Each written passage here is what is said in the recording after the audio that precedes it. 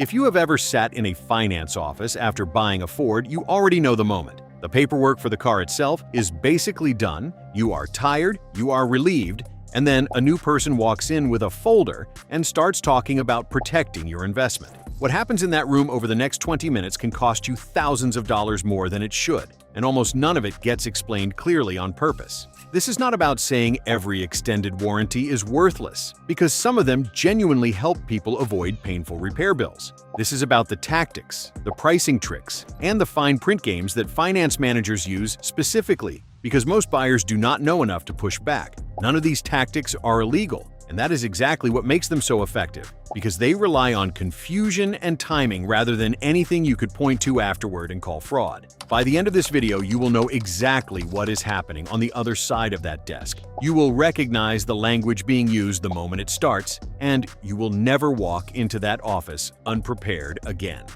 Scam number 1. The hidden markup.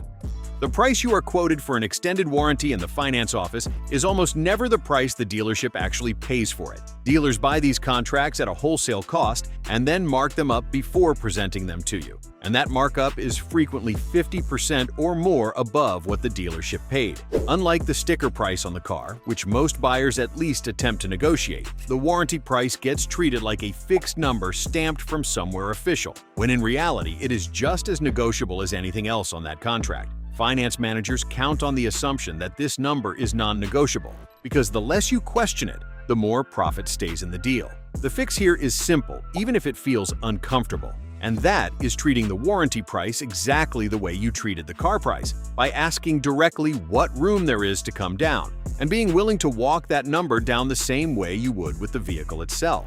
Many buyers do not realize that getting a written quote on the same warranty product from a different Ford dealership or even a price from Ford's own website tool gives you real leverage to bring back to the finance office, because suddenly there is a comparison number in the room that did not exist before.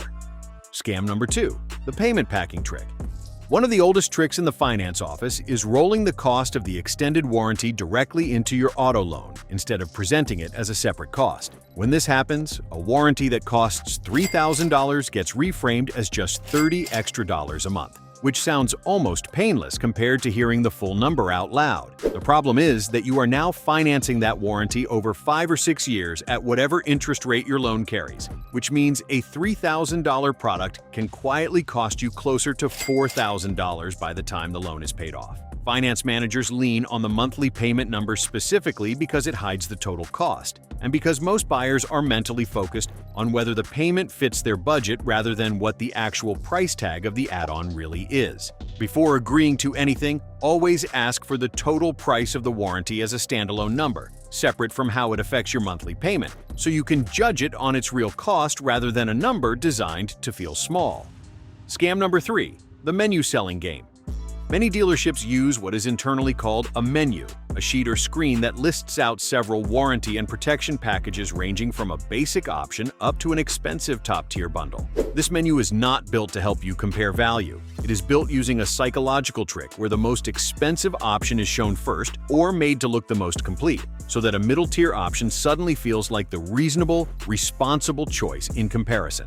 You end up anchoring against an inflated price point instead of judging the actual middle option on its own merits. The way to beat this is to ignore the framing entirely and ask for each individual component broken down separately: the powertrain coverage, the bumper-to-bumper coverage, any roadside assistance bundled in, and price each one out on its own rather than accepting a packaged tier that was built specifically to make you compare options against each other instead of against what you actually need. Scam number 4. The urgency pressure play. Finance managers are trained to create a sense that this exact pricing or this exact offer only exists in this exact moment, often using phrases that suggest the price will go up tomorrow or that this particular promotion ends today. This pressure works specifically because of when it happens, right after you have already committed emotionally and financially to buying the car, when your guard is down and you just want to finish the paperwork and drive home.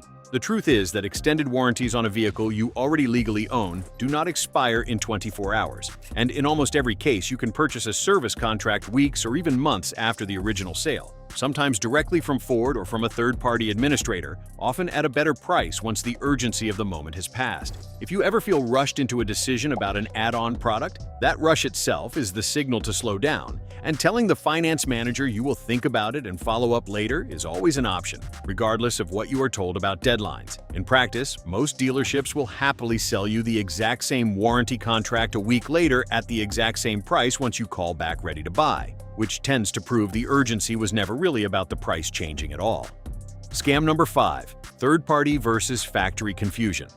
Not every extended warranty offered at a Ford dealership is actually a Ford-branded product, and finance managers do not always make that distinction obvious. Ford's own extended service plan is backed directly by Ford Motor Company and honored at any Ford dealership nationwide, while many dealerships also sell third-party warranty contracts from outside companies that may offer higher commissions to the dealership, but come with their own separate claims process, their own network restrictions, and their own track record for how easily they approve or deny repairs. Some third-party administrators are reputable and well-established, while others have a documented history of slow claims processing or aggressive denial practices designed to protect their own profit margins. Before signing anything, ask directly whether the contract being offered is Ford's own ESP or a third-party product, ask who the actual administrator is, and take a few minutes to look up that specific company's reputation rather than assuming every gold folder handed to you in a finance office carries the same level of backing.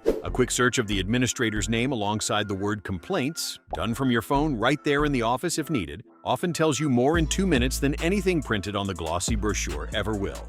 Scam number 6. The fine print exclusion list.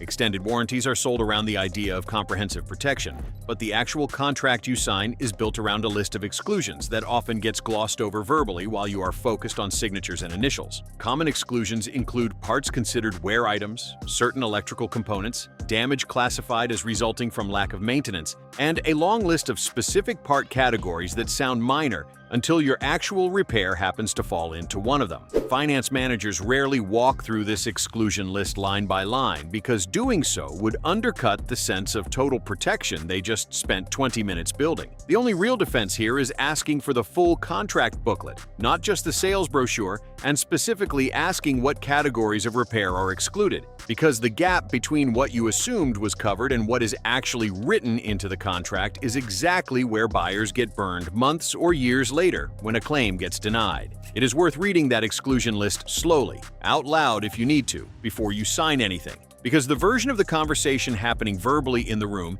is almost always more generous sounding than the version printed in the actual booklet. Scam number 7. The pre-existing condition excuse. When a claim eventually gets filed, some warranty companies use a tactic where any sign of a prior issue, even something completely unrelated to the current repair, becomes grounds to argue the problem was pre-existing and therefore not covered. This might mean a technician notes an old, unrelated scratch on a part near the failed component, or points to a maintenance record gap from before you even owned the vehicle, and uses that as justification to deny a claim that should reasonably be covered. This tactic works because most buyers assume a denial must be legitimate, simply because it came with official sounding language and a case number attached to it. Keeping detailed maintenance records from the day you take ownership, including oil changes and routine service, gives you documentation to push back against this kind of denial. And knowing that this tactic exists at all means you will not simply accept a denial at face value without asking detailed questions about exactly why a specific claim was rejected. Scam number 8. The cancellation maze.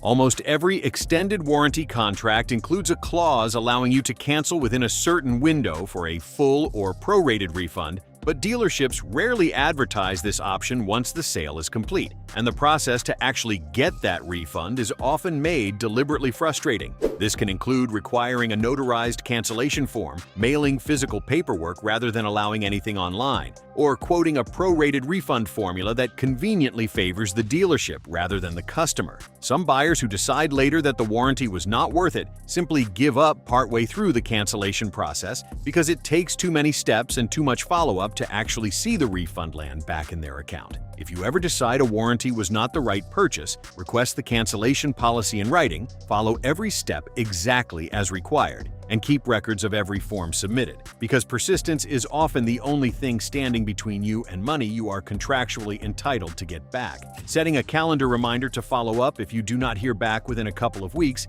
is not excessive. It is often necessary, since a refund that quietly stalls in processing tends to stay stalled until someone on your end pushes it forward. Scam number 9. The emotional timing trick.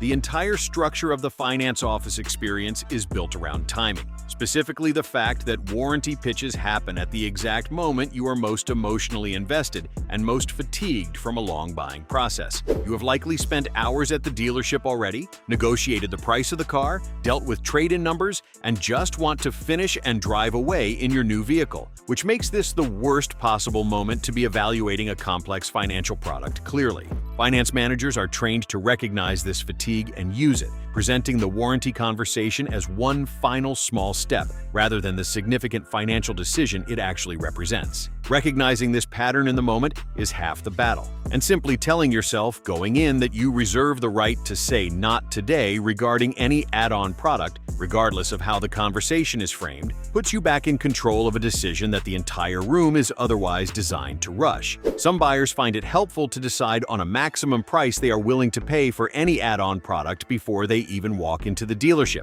so that the decision is made ahead of time, in a calm moment, rather than negotiated on the spot while fatigue is doing most of the talking for you. Scam number 10. The take it or leave it bluff.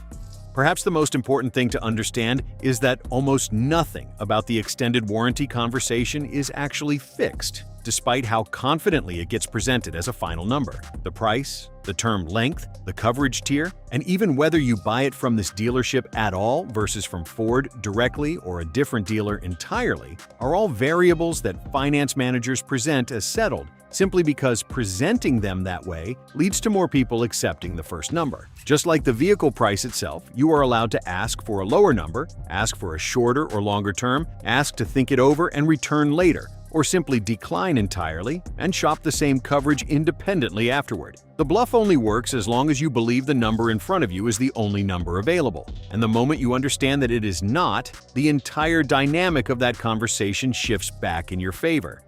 The bottom line. None of this means extended warranties are inherently a scam, and plenty of Ford owners have genuinely come out ahead after a major repair that would have cost more out of pocket than the warranty itself. What matters is going into that finance office knowing the tactics being used, asking for the total price instead of the monthly payment, requesting the full contract rather than the sales pitch, and giving yourself permission to walk away and think it over without feeling pressured by a deadline that almost certainly does not exist the way it is described. This is general information to help you ask better questions, not financial advice, and the right decision will depend on your specific vehicle, your driving habits, and the actual contract terms in front of you. Read everything before you sign, compare the factory plan against third-party options, get a number from more than one source, and remember that every figure in that room is more flexible than it sounds. The buyers who come out ahead are rarely the ones who refuse every add-on on principle. They are the ones who slow down, ask the right questions, and make the call with full information instead of whatever number happened to be sitting on the desk in front of them.